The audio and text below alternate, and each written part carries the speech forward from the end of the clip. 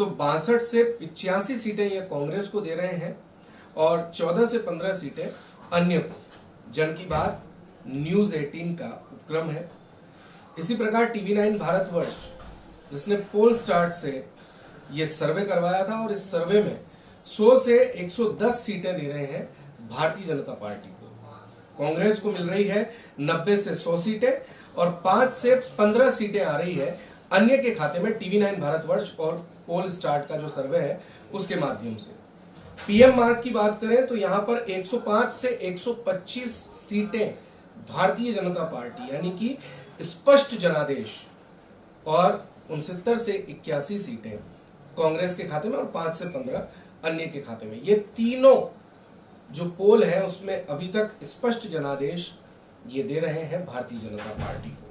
लेकिन इसमें जो टीवी9 पोल स्टार्ट है वो टक्कर में बता रहा है एकमात्र ऐसा सर्वे इन तीनों की बात करें तो कांग्रेस को। अब बात करें नवभारत टाइम्स की, टाइम्स नाउ जिसे आप जानते हैं टाइम्स नाउ के माध्यम से, तो नवभारत टाइम्स यहाँ पर 108 से 128 सीटें स्पष्ट जनादेश भारतीय जनता पार्टी को, 56 से 72 सीटें कांग्रेस की और अन्य के खाते में बता रहे हैं 13 से 21 सीटें। आगे बढ़े axis my India. Axis my India ये एक ऐसा सर्वे है जो कुछ एक सर्वे होते हैं जैसे सी वोटर हो गया, एक्सिस माय इंडिया हो गया, इन सर्वे को अभी तक जितने भी आए हैं एग्जिट पोल या ओपिनियन पोल उसमें देखा जाता है कि ये सर्वे लगभग और कई बार तो बिल्कुल सटीक बैठे हैं। तो एक्सिस माय इंडिया ने बताया है बीजेपी को 80 से 100 और कांग्रेस को बताया है 86 से 106, यानी कि ये सर्वे स्पष्ट जनादेश की ओर इशारा करता है कांग्रेस के लिए। बीजेपी को कमतर नहीं बताता लेकिन कांग्रेस की तरफ ये कांग्रेस के पक्ष में देखा जा सकता है। 9 से 18 इन्होंने बताए हैं अन्य। और अगले जो सर्वे है उसकी बात करें तो CNX 80 से 90 सीटें भाजपा और ये भी कांग्रेस के पक्ष में जाता हुआ दिख रहा है। 94 से 104 सीटें और 14 से 18 सीटें अन्य के खाते में। लेकिन ये महज आंकड़े हैं और इन आंकड़ों की सच्चाई जो दरअसल हमें पता चलेगी वो पता चलेगी 3 दिसंबर के दिन। ज्यादा दूरी नहीं है 3 दिसंबर में। आज हम बात कर रहे हैं 30 नवंबर के दिन और सिर्फ 2 दिन, उसके बाद 3 दिसंबर को परिणाम आपके सामने होंगे। लेकिन उस पर चर्चा करनी जरूरी है और चर्चा के लिए आज हमारे साथ जो मेहमान मौजूद हैं उनसे आपका परिचय करवा देता हूं। भारतीय जनता पार्टी से आज हमारे बीच में राकेश नायक जी मौजूद हैं। कांग्रेस से हमारे बीच में देहात कांग्रेस के महामंत्री वीरेंद्र सिंह मंडा जी मौजूद हैं और इन्हीं से पहले मुख्यतः हम चर्चा करते हैं और फिर आगे हमारे मेहमानों की ओर भी हम बढ़ेंगे। राकेश जी, सरल प्रश्न जी, खुश तो बहुत होंगे आप। बिल्कुल, हम जीत रहे हैं तो जीत की खुशी है और जो जोश हमारे कार्यकर्ताओं में था उसका परिणाम सार्थक होने जा रहा है और 5 साल में जो कांग्रेस का कुशासन रहा उसका समापन होने जा रहा है और भाजपा का सुशासन आने वाला है। तो एक राजस्थान के और अच्छे नागरिक और भारत के राष्ट्रवादी नागरिक होने के नाते खुशी बहुत है। तो क्या हम ये माने कि जो एग्जिट पोल आया है जी उस पर आप पूर्णतया विश्वास जता रहे हैं और उसे ही आधार मान करके आप कह रहे हैं कि भारतीय जनता पार्टी जो है वो सत्ता में आ रही है? जी, एग्जिट पोल जैसा आपने बताया कई सर्वे हुए हैं, सबके अलग अलग आ रहे हैं, लेकिन अक्सर ये देखा गया है कि जब भी मतदाता साइलेंट रहा है तब मोदी जी के शासन की सुनामी अचानक आई है। इस बार भी मतदाता साइलेंट था और जो भाजपा को लाने के पक्ष में मतदाता का आंतरिक रुझान था और कार्यकर्ताओं में भी उत्साह था। स्पष्ट रूप से हम आश्वस्त हैं कि हम 130 से अधिक सीटों पर भारतीय जनता पार्टी जीतेगी। 130 से अधिक सीटें आप बता रहे हैं, लेकिन ये जो आंकड़ा है ये जितने भी सर्वे हैं उसमें 130 के लगभग, हाँ 128 का जो आंकड़ा है वो नवभारत टाइम्स ने बताया है, लेकिन 130 तक कहीं नहीं पहुंच रहे। या तो प्रदेशाध्यक्ष आपके सीपी जोशी जी ने कहा है कि 135 प्लस सीटें भारतीय जनता पार्टी की आएगी, या नायक साहब ये बात कह रहे हैं। जी, हम इसलिए कह रहे हैं क्योंकि ये सच है, क्योंकि हमने ग्राउंड लेवल पे वर्किंग की है और जिस प्रकार हमने मतदाताओं का रुझान देखा है, प्रत्याशियों की जो सकारात्मकता देखी है, उनके प्रति जो समर्थन देखा है, तो अपार जन समर्थन को देखते हुए कोई अतिशयोक्ति नहीं कि 130 से अधिक सीटें हम जीतेंगे। और हमारे प्रदेश अध्यक्ष जी सीपी जोशी जी ने भी कहा है, तो वो बिल्कुल विश्वसनीय बात है। 130 से अधिक सीटों पर हम विजय होंगे और भारतीय जनता पार्टी की सरकार राजस्थान में बनने जा रही है। इसके लिए मैं सभी प्रदेशवासियों को बधाई देना चाहूँगा, अग्रिम बधाई। तो आप अग्रिम बधाई दे रहे हैं, लेकिन आपने चूंकि ग्राउंड की बात की, तो मैं ये जानना चाहता हूँ कि धरातल पर दरअसल हाड़ौती में क्या स्थिति है? देखिए, 5 साल जो शासन रहा कांग्रेस का, इसमें हमारे यहाँ से जो यूडीएच मिनिस्टर थे मधारीवाल जी, उन्होंने शहर का सौंदर्यीकरण किया ऊपरी तौर पर। जैसे वो होता है ना, किसी के चेहरे को चमका दिया कि अंदर बीमारियां भरी हुई है, इसी प्रकार उन्होंने चिकित्सा पर कोई ध्यान नहीं दिया। आज अगर अपन संभाग के सबसे बड़े अस्पताल एमबीएस की बात कर लें तो वहाँ एमआरआई की सुविधा नहीं है, सीटी स्कैन मशीन भी बंद हो गई थी। चारों पूरे पैसे उन्होंने रिवर फ्रंट पे लगा दिए। 2 साल से सीटी स्कैन मशीन जिसकी लगी हुई थी उसका भुगतान नहीं हुआ था, उसके करोड़ों रुपए बकाया थे, सीटी स्कैन बंद हो गई थी, जांचें वो नहीं थी। मुख्यमंत्री निःशुल्क जांच का दावा करते हैं, अस्पताल में जांच कराने जाओ सोनोग्राफी के लिए 1 महीने इंतजार करना पड़ता है, एमआरआई कराने जाओ तो 2 महीने इंतजार करना पड़ता है। मेडिकल कॉलेज की एमआरआई मशीन आज 2 महीने हो गए, आज बंद पड़ी है, बिल्कुल खराब पड़ी है। वहाँ मरीज जाता है तो डॉक्टर पर्ची लिख देता है, प्राइवेट अस्पताल में जाके एमआरआई करा के आनी पड़ती है। कुल मिला के शहर का सौंदर्यीकरण करना चाहिए, मैं मानता हूँ, लेकिन स्वास्थ्य सबसे पहले। हम स्वस्थ रहेंगे तभी तो हम सौंदर्य को निहार पाएंगे। अब पूरा अस्पताल की व्यवस्था चरमरा दी। भाजपा शासन में एमबीएस में सुपर स्पेशलिस्ट विंग बनी थी, बहुत बड़ी बिल्डिंग बनी, बिल्कुल चकाचक, लेकिन वहाँ नियमित रूप से डॉक्टर नहीं बैठ पा रहे। आज अगर किसी के ब्रेन हेमरेज हो जाए, जो पूरा नया कोटा है, तो तुरंत मेडिकल कॉलेज अस्पताल लगता है, लेकिन वहाँ पर न्यूरोलॉजिस्ट नहीं है, न्यूरो सर्जन नहीं है, तुरंत उसको वहाँ से बिना प्राथमिक उपचार दिए एमबीएस भेजा जाता है और छावनी आते आते व्यक्ति की कई बार डेथ हो गई। तो इस प्रकार से चिकित्सा व्यवस्था है इन्होंने पूरी तरह चौपट कर दी। और मुझे लगता है कि ये जो कॉस्मेटिक सौंदर्यीकरण इन्होंने किया है, इससे ज़्यादा इनको आधारभूत विकास पर जोर देना चाहिए था, चिकित्सा पर जोर देना चाहिए था, पेयजल पर जोर देना चाहिए था, साफ सफाई पर जोर देना चाहिए था। स्मार्ट सिटी बनाने के बजाय स्मार्ट वार्ड बनाने चाहिए थे। अगर स्मार्ट वार्ड बनाते तो जनता इनको स्मार्ट वोट भी देती, लेकिन उन्होंने ऐसा किया नहीं। इसीलिए स्पष्ट रूप से भारतीय जनता पार्टी जीतेगी, कांग्रेस से जनता परेशान हो चुकी है।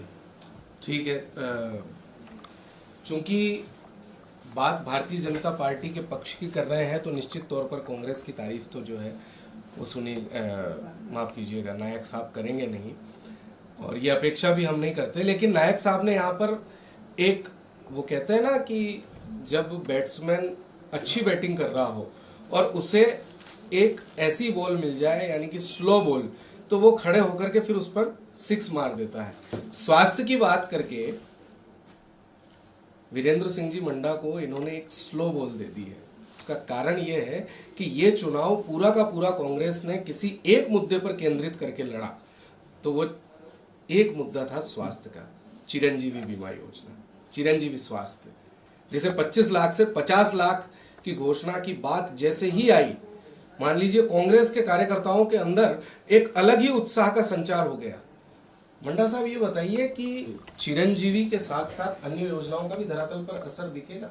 बिल्कुल, निश्चित तौर पर राजस्थान सरकार ने जिस प्रकार की जन कल्याणकारी योजनाएं लागू करी है, और मैं आपसे जैसे हमारे भाई नायक साहब बता रहे थे कि बीजेपी सरकार में आ रही है, एग्जिट पोल में जिस प्रकार से ये बता रहे हैं, देखिए एग्जिट पोल की, मैं पहले आपको एग्जिट पोल की बात बता दूं जो नायक साहब ने कहा, तो मैं बीजेपी वालों को कहना चाहूँगा कि ख्याल अच्छा है गाली दिल बहलाने के लिए। आप एग्जिट पोल आज देखें, 3 तारीख को जो रिजल्ट आएगा उस रिजल्ट अप्रत्याशी रिजल्ट होएगा। जो अंडर करंट जिस प्रकार की योजनाएं गहलोत साहब ने आम जन के लिए रखी है, ये जो अपने पक्ष में ये बोल रहे हैं कि सुनामी आने वाली है, तो सुनामी गहलोत साहब की योजनाओं की सुनामी आने वाली है। और निश्चित तौर पे 125 प्लस जो गहलोत साहब 156 बोल रहे हैं, लगभग हम 125 से 156 तक जाएंगे। ये अंडरकरंट इस बात का साक्षी है कि जो वोट परसेंट बढ़ा है वो सरकार की योजनाओं का बढ़ा है। तो आप मानिए 3 तारीख को बहुत अच्छे रिजल्ट कांग्रेस के पक्ष में आने वाले हैं और सरकार कांग्रेस की बनने वाली है। जो परिपाटी पिछले कई सालों से चल रही है, 20-25 सालों से, वो टूटने वाली है और एक रिवाज बदलने वाला है। वापस कांग्रेस की सरकार रिपीट होने वाली है, रिवाज बदलने वाला है। राजस्थान कवरेज बार बार धरातल पर जाकर के हमारे जो 200 ही रिपोर्टर्स थे, उन्होंने भी लोगों से ये पूछा था कि इस बार रिवाज बदलेगा या रिवाज वैसा का वैसा ही रहेगा, भारतीय जनता पार्टी आ जाएगी। तो मिली जुली प्रतिक्रियाएं हमें भी मिली थी। मंडा साहब इशारा कर रहे हैं कि इस बार रिवाज बदलेगा, यानी कि कांग्रेस की जो सरकार है वो रिपीट होगी। लेकिन मंडा साहब, मैं दूसरी चीज आपसे ये पूछना चाहता हूँ कि एक ये शब्द बार बार सुनने में, और मुख्यमंत्री जी ने तो इसका कई बार जिक्र किया, अंडर करंट। ये अंडर करंट दरअसल है क्या? देखिए, अंडर करंट गहलोत साहब जब ये बात करते हैं तो गहलोत साहब ने जो 5 साल में उनकी योजनाएं गरीबों के हित के लिए, चाहे वो विद्यार्थी वर्ग हो, किसान वर्ग हो, व्यापारी वर्ग हो, कर्मचारी वर्ग हो, किसी भी क्षेत्र को उन्होंने छोड़ा नहीं है। हर वर्ग के लिए उन्होंने योजनाएं दी है। सबसे बड़ी बात है, पहली बार इन 5 सालों में जो योजना आई है, तो उस वजह से हम कह रहे हैं कि अंडर करंट। आज कर्मचारियों के वोट 90% हम लोगों को मिल रहे हैं। व्यापारी हमसे खुश है कि हमने किसी प्रकार का टैक्स उन पे ऊपर नहीं लगाया है। आप देखिए, हमने जो विद्यार्थी है उनके लिए कोचिंग जो है, कोचिंगों की व्यवस्था उनके लिए की है। हर तरह से आप देखिएगा तो मुझे लगता है कि ये जो अंडर करंट की बात कर रहे हैं, ये सभी वर्गों को ध्यान में रखते हुए गहलोत साहब कह रहे हैं कि अंडर करंट जिस प्रकार की योजनाएं, चिरंजीवी योजनाएं हैं। आज 25 लाख एक गरीब की, अगर इलाज में उसके कोई बीमारी हो जाए तो उसकी ज़मीनें बिक जाया करती थी।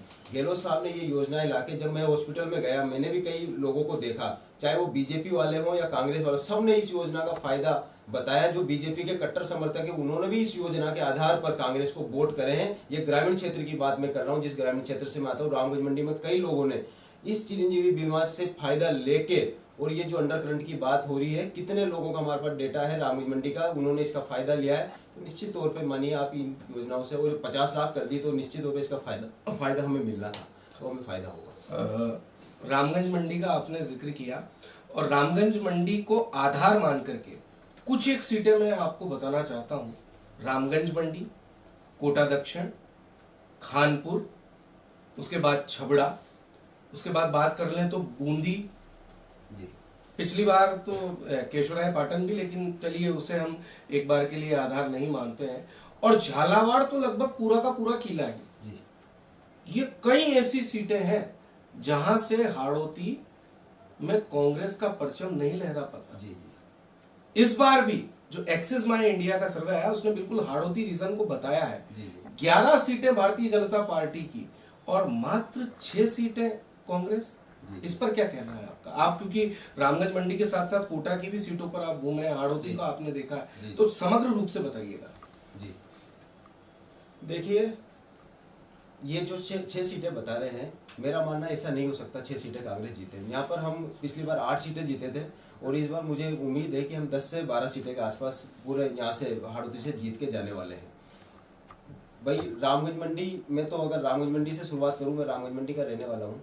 रामगंज मंडी में 20 साल से गढ़ रहा है और बीजेपी का गढ़ है। हम 20 साल से सीट नहीं जीत पा रहे थे, लेकिन इस बार हम दावे से मैं कह सकता हूं कि सरकार की योजनाओं के आधार पर, और इस जो जनता जो चाह रही है, दिलावर जी का विरोध है, इस आधार पर रामगंज मंडी की सीट हम निश्चित तौर पर जीत रहे हैं। और जैसा रामगंज मंडी अगर हम गढ़ को ढा रहे हैं, तो ये मानिए जब रामगंज मंडी का गढ़ ढा रहा है तो अन्य सीटों पर भी कहीं ना कहीं अंडर करंट जो बात गहलोत साहब कर रहे हैं वही हो रही है। आज दक्षिण की बात करूं तो आप कोटावासी किसी से भी जब बात करेंगे तो निश्चित तौर पे बोलेंगे राखी जी जीत रही है। हार जीत का अंतर 1000 2000 तक वो लोग बोल रहे हैं। तो निश्चित तौर पे मुझे मानना कि राखी जी चुनाव वहां से जीत रही हैं।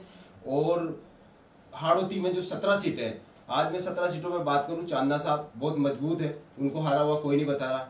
प्रेमी जी वहाँ पर चाहे बोध साहब निर्दलीय खड़े हो गए, लेकिन उसका कोई हम नहीं मान रहे कि ज़्यादा फर्क पड़ेगा, वो भी हम जीत रहे हैं। तो मुझे लग रहा है कि 12 सीटें लगभग 12 में हम करण सिंह जी वाली सीट जीत रहे हैं, भाई जी वाली सीट जीत रहे हैं, और 2-4 सीटें हो सकता है कुछ छोटे वोट के अंतर से हम हार जाए, लेकिन हम 10 से 12 सीटें हाड़ौती में जीत रहे हैं। निश्चित तौर पर मानिए सरकार भी बना रहे हो, हाड़ौती में पिछला रिकॉर्ड हम तोड़ने वाले हैं। चलिए, अब हाड़ौती में आपने चूंकि 12 का आधार दे दिया, तो नायक साहब से भी पूछना जरूरी है, आप कितनी सीटें बताते हैं भाजपा की? पहले तो मैं वो आपने पूछा था अंडर करंट, उस पर एक जिक्र कर लेता हूँ। ये अंडर करंट नहीं है, कांग्रेस के अंदर करंट है, और ये करंट इनको लगने वाला है 3 दिसंबर को। जिस प्रकार भारत में सबसे पहले 1857 की क्रांति हुई थी, और उसका प्रतीक था कमल का फूल और चपाती, और ये दूसरी क्रांति राजस्थान में इस बार होने वाली है, जो 3 दिसंबर को उसका परिणाम आएगा, और प्रतीक रहेगा कमल का फूल, और कांग्रेस के कीचड़ में कमल खिलेगा, स्पष्ट है। दूसरी बात, आपने विकास की बात की, उन्होंने वर्ग की, तो बात करें किसानों के लिए, जैसे आपने पूछा था नहीं, आप मुझे दरअसल सीधा सिर्फ ये बताइए कि सीटों का गणित आपके आधार पर हाड़ौती का क्या रहेगा? मुद्दों की बात काफी होगी, आप सीटों का गणित बताइए। अच्छा, सीटों की बात करें तो कोटा दक्षिण से मैं संबंधित हूँ, और चूंकि पूरी हाड़ौती की अच्छी जानकारी है। जी। कोटा दक्षिण की बात करें तो माननीय विधायक संदीप शर्मा जी लगभग जहाँ तक हमारा मानना है 20,000 से अधिक वोटों से जीतेंगे। और ये जो इनका भ्रम है, ये तो इन्होंने स्वीकार भी लिया कि 1-2 हजार का अंतर है, इसका मतलब टक्कर है, लेकिन ये टक्कर वक्कर जैसी तो बातें सब 3 दिसंबर को सामने आ जाएगी। स्पष्ट रूप से संदीप शर्मा जी 20,000 से अधिक वोटों से जीत रहे हैं। कोटा उत्तर हम जीत रहे हैं क्योंकि शांति धारीवाल जी का जो कॉस्मेटिक सौंदर्यीकरण था, इससे जनता परिचित हो चुकी है। रिवर फ्रंट उनका वन विभाग की भूमि में बना हुआ है, जो कभी टूट सकता है। उनको ये नहीं दिखा कि रिवर फ्रंट के पास ही बस स्टैंड है जिसकी बिल्डिंग हिलती रहती है, वो कभी भी गिर सकती है, 10-20 लोग मर सकते हैं। वहाँ उनका ध्यान नहीं गया। वहाँ उनका ध्यान नहीं गया कि रिवर फ्रंट वन विभाग की भूमि पे बना लिया, लेकिन क्रेशर बस्ती, बर्डा बस्ती को पट्टी नहीं दिए, कह दिया वो फॉरेस्ट लैंड है। मुद्दों पे बात कुल मिला के धारीवाल जी से भी जनता वहाँ की नाखुश है। लाड़पुरा से महारानी साहिबा कल्पना देवी जी जीत रही है। और मैं तो कह रहा हूँ कि रामगंज मंडी में मदन दिलावर जी भी जीत रहे हैं। और 16 की 16 जो सीटें आड़ोती की है, मैं तो कहता हूँ 16 की 16 हम जीत रहे हैं। मतलब एक सीट आप कांग्रेस को दे रहे हैं ऐसा, क्योंकि 17 है टोटल।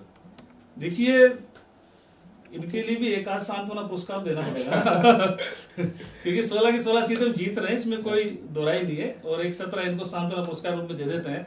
लेकिन बाकी मुझे लग रहा है, अगर आप कह रहे हैं तो 17 भी जीत जाएंगे तभी कांग्रेस को खतरा होगा, लेकिन 16 तो स्पष्ट रूप से जीत रहे, इसमें कोई दोहराई नहीं। तो 17 में से 16, यानी कि ये वो आंकड़ा बता रहे हैं जब 2013 में भारतीय जनता पार्टी की सुनामी आई थी, मोदी लहर जो थी, उस समय 16 सीटें भारतीय जनता पार्टी ने यहाँ पर जीती थी। और अशोक चांदना अकेले ऐसे प्रत्याशी थे जो हिंडोली से उस समय चुनाव जीते थे। हमारे साथ यहाँ पर व्यापारी भी हैं, और व्यापारी इस चुनाव को लेकर के क्या सोचता है, व्यापारी ने किस पक्ष को इस बार समर्थन दिया है, वो 3 दिसंबर को पता चल जाएगा। लेकिन व्यापारी क्या सोचता है, सरकार से क्या उम्मीद रखता है, इसके बारे में हम चर्चा करेंगे। हमारे साथ सुनील वैष्णव जी मौजूद हैं, उनसे बातचीत करते हैं। सबसे पहले बहुत बहुत स्वागत है आपका।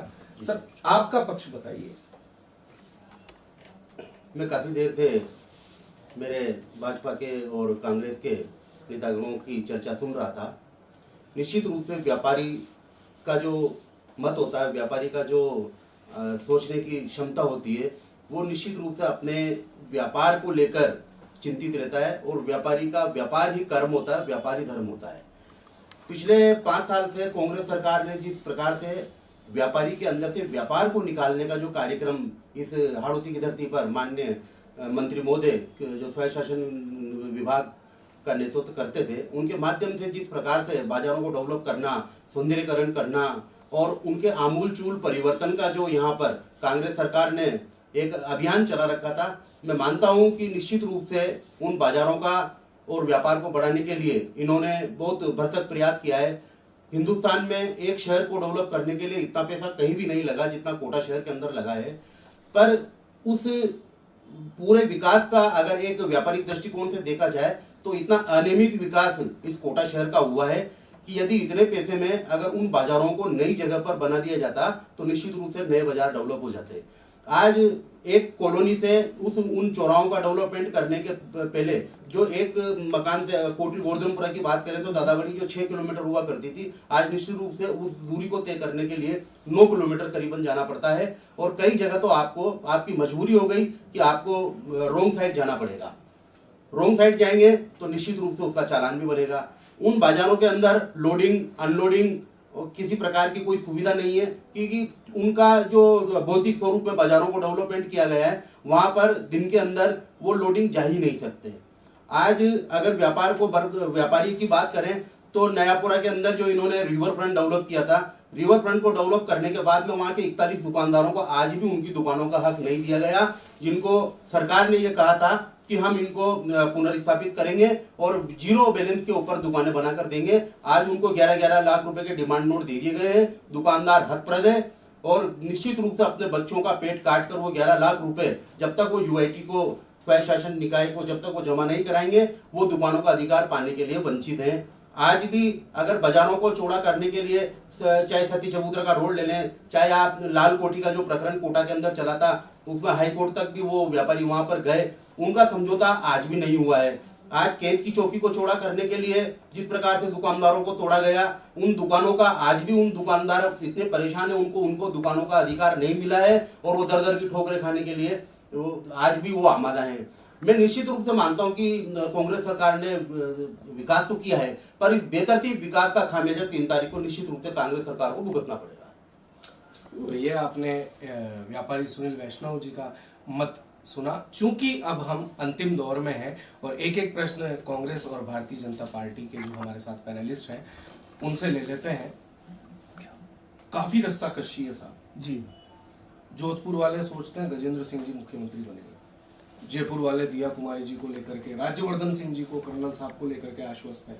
हाड़ौती वाले कहते हैं ना ना ना यहाँ तो बिरला जी बनेगा फिर, और ना तो वसुंधरा जी को नंबर आओगे तीसरी बार। ठीक है। और अगर हम अन्य क्षेत्रों की बात कर लें तो कैलाश चौधरी और बात कर लें हम तो अश्विनी वैष्णव भी कहीं ना कहीं नंबर पर बताए जाते हैं, राजेंद्र राठौड़ हो गए, सतीश पूनिया हो गए, सीपी जोशी खुद, मतलब एक बड़ी लिस्ट है।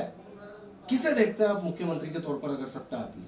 देखिए, भाजपा एक बड़ा परिवार है और जो बड़ी शक्ति होती है उसके पास बड़े बड़े सेनापति, सेना नायक होते हैं। ये हमारे लिए गर्व की बात है कि हमारे पास इतने बड़े बड़े सेना नायक हैं जो सीएम पद की योग्यता रखते हैं।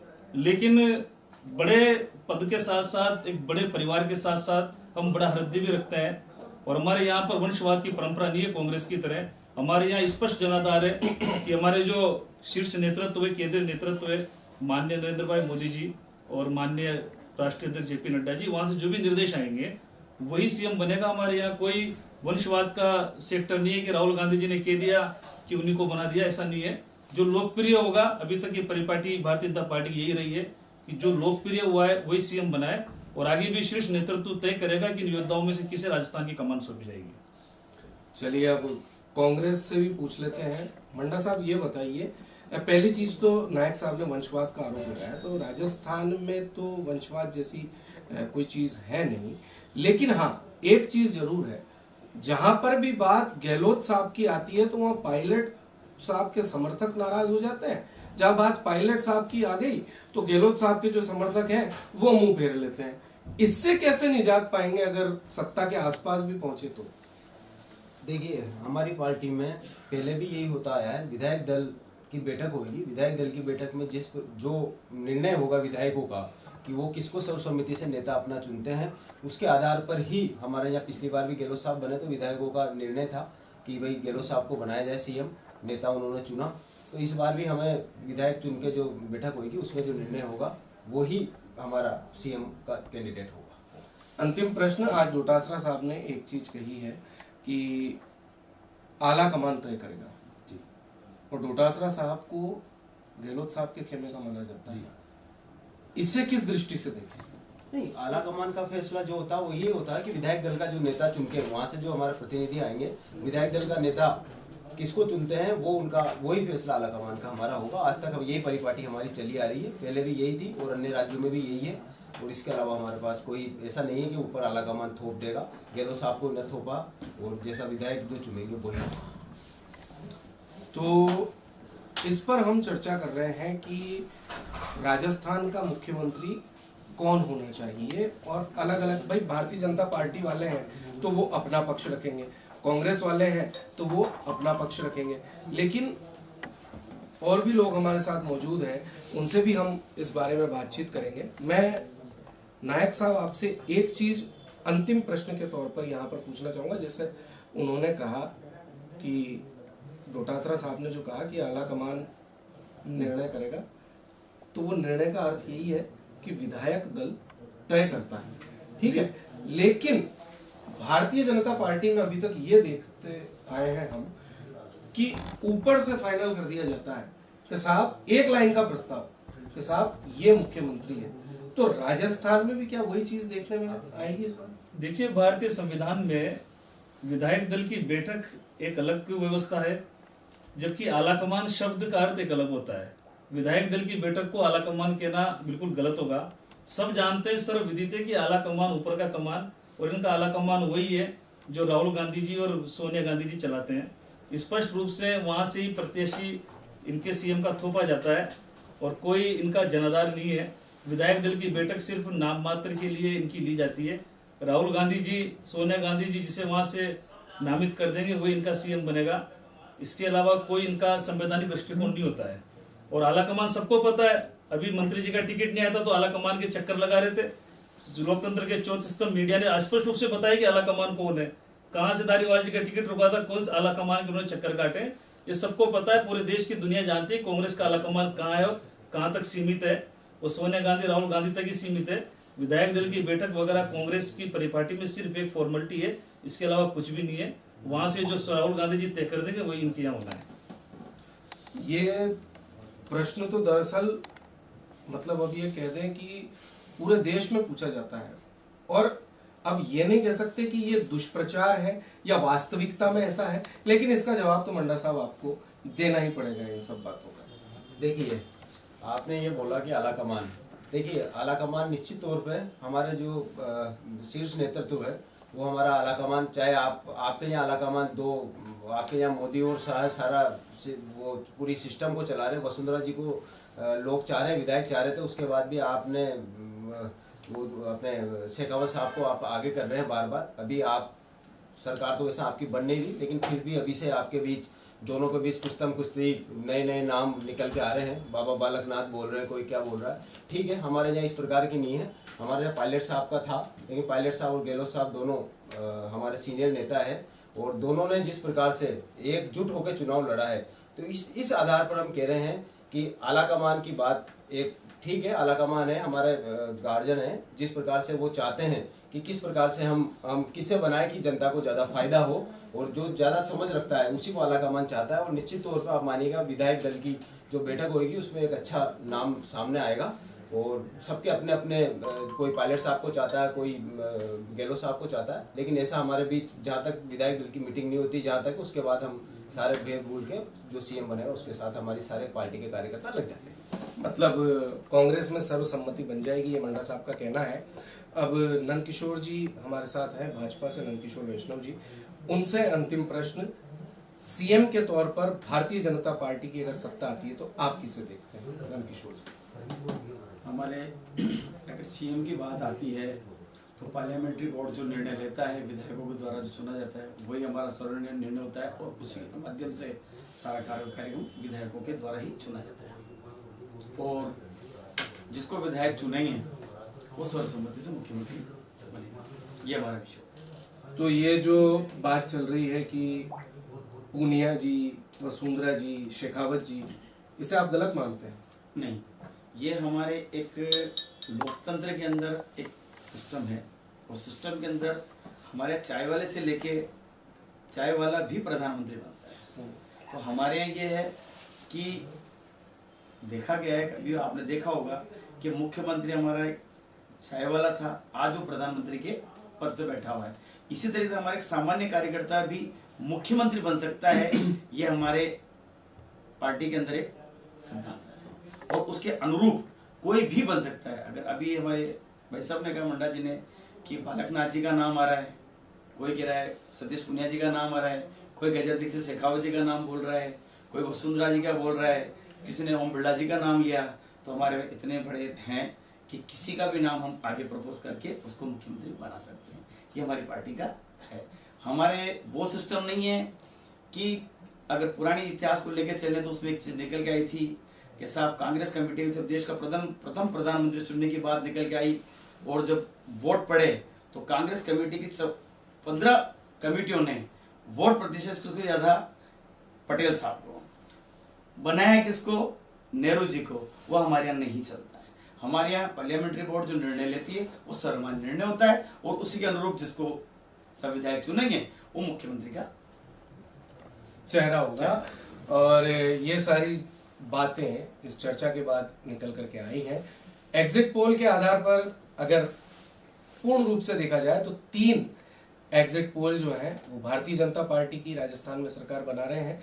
2 एग्जिट पोल ऐसे हैं जो कांग्रेस को स्पष्ट जनादेश दे रहे हैं, और एक एग्जिट पोल दोनों की टक्कर बता रहा है। लेकिन देखना ये निर्णायक होगा 3 दिसंबर के दिन जब मतपेटियां खुलेंगी, तो उस समय पता चलेगा कि राजस्थान में इस बार सरकार किसकी बनने जा रही है, यानी कि राजस्थान में सरकार रिपीट होगी या रिवाज वैसा का वैसा ही रहेगा, और भारतीय जनता पार्टी की सरकार बन जाएगी। लेकिन हाँ, कांग्रेस की सरकार अगर आती है तो चक्कर वहां पर भी है बाबू भैया। पायलट साहब आएंगे या गहलोत साहब को फिर से सत्ता मिलेगी। और अगर भारतीय जनता पार्टी की आ गई तो भले ही हमारे पैनलिस्ट ये कह दें कि काफी सारे नाम हमारे पास हैं, लेकिन उन नामों पर सहमति बनना बेहद मुश्किल है। फिलहाल दीजिए इजाजत अभिषेक तिवारी को। राजस्थान कवरेज देख रहे थे आप, इसी तरह आपका प्यार बना करके रखिए। धन्यवाद।